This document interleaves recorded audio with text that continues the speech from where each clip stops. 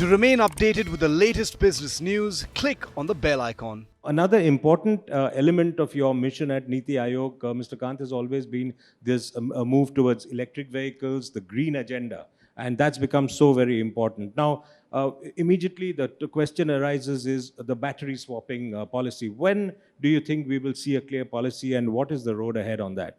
Tell us a little. Firstly, you'll have a battery swapping policy in the next 3 months. We are at an advanced stage. We've already come out with 12 standards already for electric batteries. We'll come out with a battery swapping standard in the next 60 days and a clear battery swapping policy in the next 90 days. But let me also tell you that the government has done an incredible lot. On electric vehicles, the Prime Minister had launched the MOVE Summit, and since then we've restructured the FAME2 scheme, which has enabled electric two-wheelers and three-wheelers to become cheaper than combustion vehicles. So all the vehicles that are being now purchased are two-wheelers, three-wheelers, are all electric. We floated the biggest tender for electric buses for about close to 5,500 electric buses for 9 cities. And we've put out about 5,800 electric chargers are already operational. The petrol pumps are putting up another 2,200 of them, and we are pushing for fast charging so that every vehicle can get charged within minutes. That is our push for it. And we will ensure that we are able to create a grid for fast charging in this country. But battery swapping will enable you to split the vehicle between actual vehicle and the battery. So the battery will be 40% of the cost, vehicle will be 60% of the cost. So your vehicle will be easier and the battery will be interoperable. So one manufacturer to other, you can take the battery, swap it and put it in the vehicle. And that is the way to go for the country, in a large, vast country like India, to rapidly spread the electric mobility movement in India. And you're saying it'll be out within the next 3 months? Next 90 days. Okay.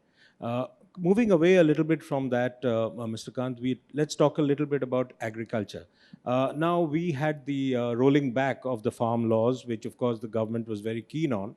How do you then look at pushing technological advancements and reform among small farmers in the absence of these laws? What is the sort of plan B the government will now have to undertake on that front? Oh, there's a lot of technological disruption happening in the field of agriculture, in procurement, in use of technology, in going organic and going natural, in the use of drones. So if you look around all these areas, there's a huge amount of disruption happening technologically.